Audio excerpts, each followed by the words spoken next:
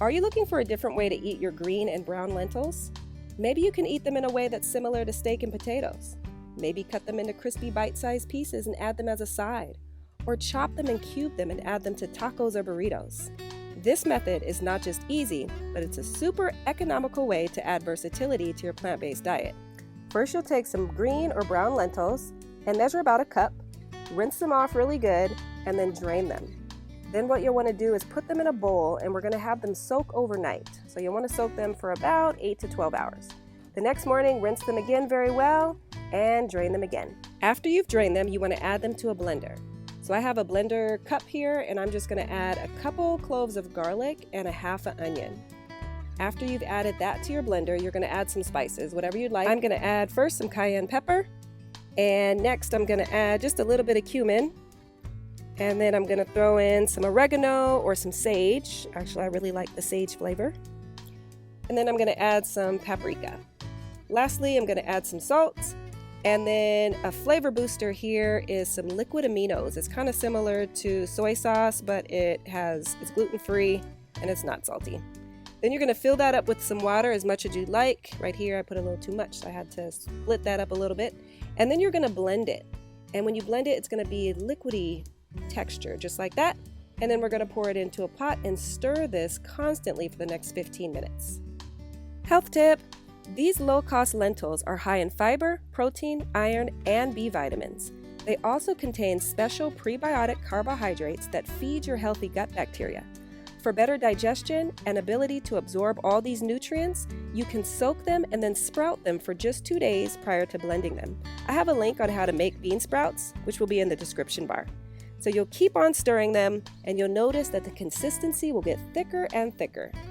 And there we go. That's what we're looking for. We want them to be about that thick. So as soon as you see that it gets there, we're going to take 2 containers and we're going to grease them so that this mixture doesn't stick. So you see, just like this here, just go ahead and pour that mixture into the containers. And then what we're going to do is smooth out the top. So just take a spoon and then just smooth it out, because we're going to leave this in the refrigerator for just a couple hours, or you can leave it overnight. You see that? So we'll put that in the refrigerator, and then the next morning we're going to take it out, and there it is. It almost looks like tofu. You see how it just binds together? So we're going to make a couple different things with this so you can see what it can do. So I'm going to go ahead and cut this in half, and don't mind the green on the knife. I was chopping up some kale, and you see how thick that is? So we're going to cook one thick.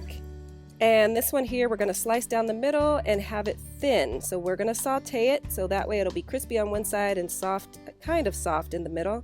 This won't have as much softness because they're going to be thin slices. The other one will be a thick slice, and so I'll show you what that looks like. Now, this set here, I cut it up into cubes, and I'm just putting a little bit of avocado oil on there, and I'm just going to bake it. And I'll show you how those turn out later on. The next step is we're just going to take a pan and put some avocado oil in there. And we're going to cut those pieces into smaller bits and just stick them in the pan. That easy. And we're going to leave it there until they get a nice crisp on one side. And once you get that crisp, flip it over. You see how it just holds together? Woohoo! That looks delicious. So you get that little crisp. I haven't tried this without oil. Maybe you can try it without oil and see how it turns out. I'm sure it won't get the same crisp, but you can let me know what the texture is. So once we've flipped that over, let that cook a little bit more on that side. And I'm just going to sprinkle a little bit of onions in there because I like onions. You don't have to. And after that's done cooking, we're going to add it to our plate here of salad. And I'm going to show you what that looks like. So here is one of the thin slices. So once you cut it, you see how it holds together? You got that crisp on the outside and just a little bit of softer texture in the middle.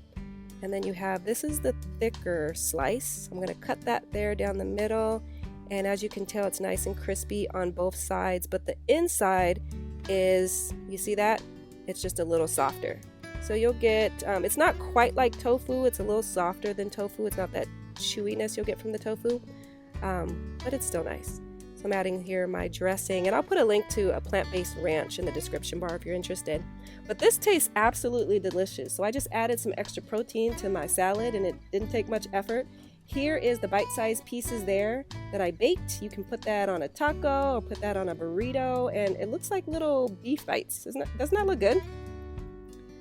So there's a thicker piece, and as you can tell, it's a little soft in the middle, and then there's a thinner piece.